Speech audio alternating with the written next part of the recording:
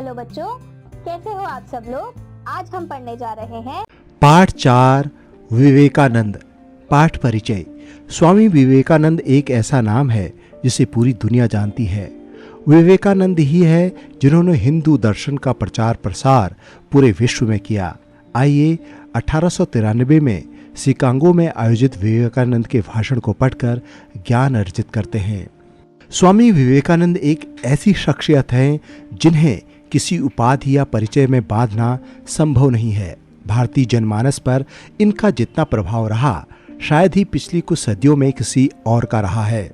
स्वामी विवेकानंद का वास्तविक नाम नरेंद्रनाथ दत्त था, लेकिन उनकी पहचान विवेकानंद के नाम से ही रही है। उन्हें ये नाम अपने गुरु रामकृष्ण परमहंस जी से मिला। स्वामी विवेकानंद भारतीय इतिहास के सबसे महत्वपूर्ण आध्यात्मिक व्यक्तियों में से एक हैं। उन्होंने 11वीं सदी में आध्यात्मिकता को पुनर्जीवित करने में अहम भूमिका निभाई। योग और वेदांत को प्रचारित करने में उनका योगदान अतुलनीय है।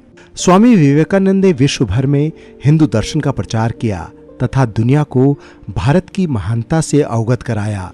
उन्होंने अपने जीवन काल में सैकड़ों सार्वजनिक सभाओं में व्याख्यान किया, परंतु उनका 1993 में अमेरिका स्थित शिकागो में आयोजित विश्व धर्म महासभा में भारत की ओर से सनातन धर्म का प्रतिनिधित्व करते हुए दिया गया भाषण अमर हो गया। आइए हम भी उनके इस भाषण को पढ़कर अपनी सोच को बेहतर करें।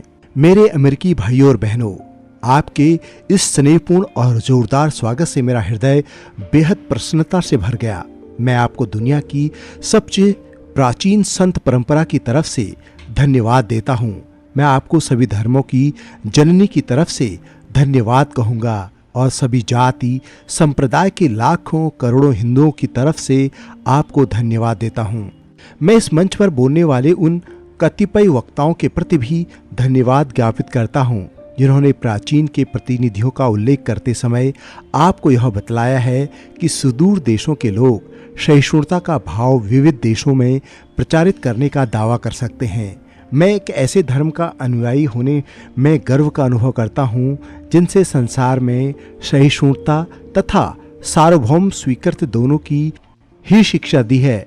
हम लोग सब धर्मों के प्रति केवल सहिष्णुता में ही विश्वास नहीं करते, वरन समस्त धर्मों को सच्चा मानकर स्वीकार करते हैं। मुझे ऐसे देश का व्यक्तित्व होने का अभिमान है जिसने इस पृथ्वी के समस्त धर्मों और देशों के उत्पीड़ितों तथा शरणार्थियों को आश्रय दिया है।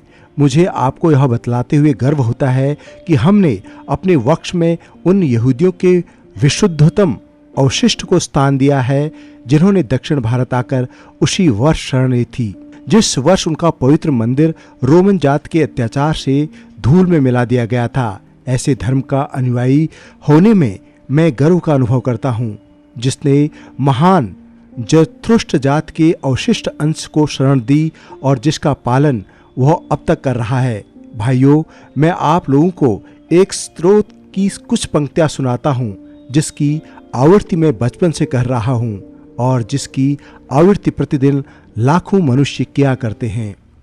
रुचिनाम वैचित्र्या दृजु कुटिल नानापथ जुषाम निर्णाम एको गम स्वतस्वमसी पैशामण्व इव।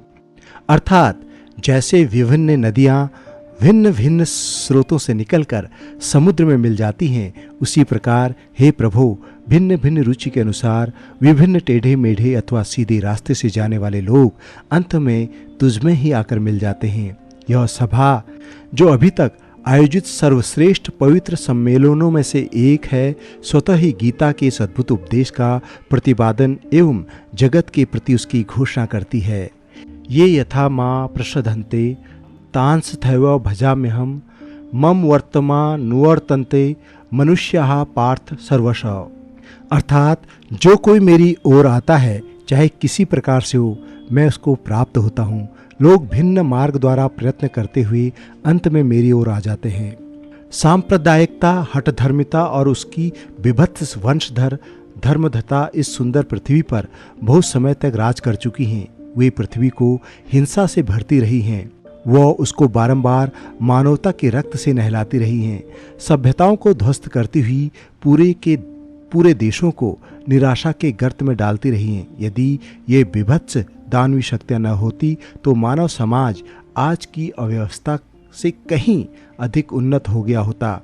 पर अब उनका समय आ गया है और मैं आंतरिक रूप से आशा करता हूं कि आज सुबह इस सभा के सम्मान में जो घंटा ध्वनि हुई है वह समस्त धर्मधता का तलवार या लेखनी के द्वारा होने वाली सभी उत्पीड़नों का तथा एक ही लक्ष्य की ओर अग्रसर होने वाले मानवों की पारस्परिक कटुता का मृत्यु निदात सिद्ध हो।